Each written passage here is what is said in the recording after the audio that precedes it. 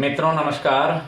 मित्रों, हमारे युवा वर्ग जो नौकरी के तलाश में अक्सर भटक जाते हैं और उनके भटकने का कारण है कि गलत लोगों से संपर्क बन जाता है, धोखाधड़ी का शिकार हो जाते हैं।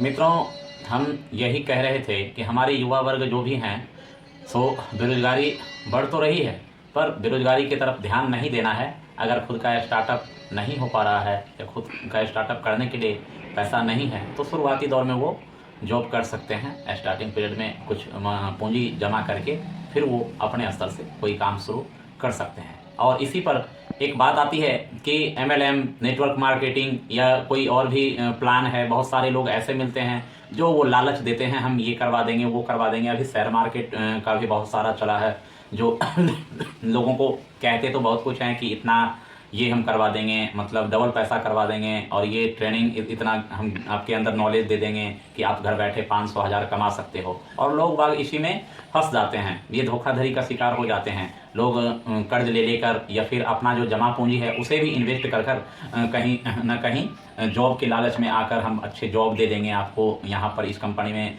आपको जो है सो जॉब दिलवा देंगे, इसके नाम पर भी धोखाधड़ी या सरकारी जॉब के नाम पे भी धोखाधड़ी। तो इन चीज़ों से आप लोग बचें। और ऐसे चीज़ों में ज़्यादातर हमारे बेरोजगार युवा जो भी हैं, लड़के लड़कियां, यही लोग फंस जाते हैं कि जितने भी ये ठग करने वाले जो होते हैं, इतने मीठी मीठी बात करके वो अपने स्तर से प्लान को बताते हैं, समझाते हैं, और लोगों को, जो भी लड़के हैं लड़कियां हैं, उन्हें विश्वास हो जाता है कि हाँ जो है सो ये सही बताते हैं, सही कह रहे हैं। लेकिन ऐसी कोई बात नहीं है दोस्तों। दुनिया का हर इंसान पहले अपना ग्रोथ सोचता है, अपना विकास सोचता है, तभी जाके वो दूसरे का जो है ना विकास कर सकता है या दूसरे के विकास के विषय में सोच सकता है। और एक मैटर और आता है कि हम प्राइवेट जॉब कर रहे हैं, प्राइवेट सेक्टर में हैं।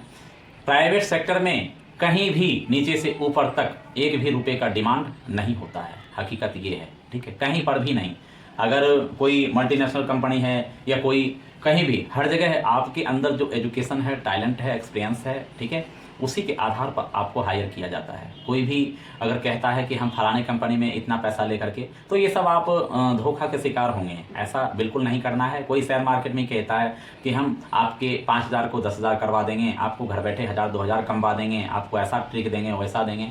बिल्कुल इस चीज़ पर आपको नहीं जाना है। ना कुछ समझ में आए ना, तो आप एजुकेशन है आपके अंदर, तो 10 बच्चे को पढ़ाना वो सही है, ठीक है, कि अपने घर में बैठकर 10 बच्चे को हम पढ़ा रहे हैं, शिक्षा हम दे रहे हैं, तो ये एक बढ़िया काम है। आपको लड़कियां हैं, कुछ नहीं आता ना, एक सिलाई मशीन 4-5 हज़ार रुपये में मिलता है, उसका ट्रेनिंग कीजिए। आप ट्रेनिंग करके आप ब्लाउज या साड़ी जो भी है, बहुत सारे आइटम हैं, उसको सिलिए, कोई दिक्कत नहीं है। अपना काम करने में कोई शर्म की बात नहीं है, वो कीजिए। 5-10 हज़ार में एक मशीन लीजिए सिलाई का, आप काम कीजिए घर से, ठीक है, वो है वर्क फ्रॉम होम। कोई टेंशन नहीं, ये नहीं है कि हमने किसी को 2 लाख दे दिया मेरा डूब जाएगा। ऐसा काम कीजिए। एजुकेशन है, आप शिक्षा, ट्यूशन पढ़ाइए, स्कूल ज्वाइन कीजिए, ऐसा कीजिए, ठीक है। लेकिन किसी के बहकावे में मत आइए। हमारे जो भी लड़के हैं, लड़कियां हैं, युवा वर्ग हैं, उनके लिए यह संदेश है कि बिल्कुल भी ठग लोगों के बातों पर ना जाएं और अपने से जो है ना आत्मनिर्भर बनने का प्रयास करें। स्वतः रोजगार जो है सो किसी को देने का प्रयास करें और कुछ ना कुछ अपने अंदर स्किल लें। ये 3 चीज़ों पर आप फोकस करें।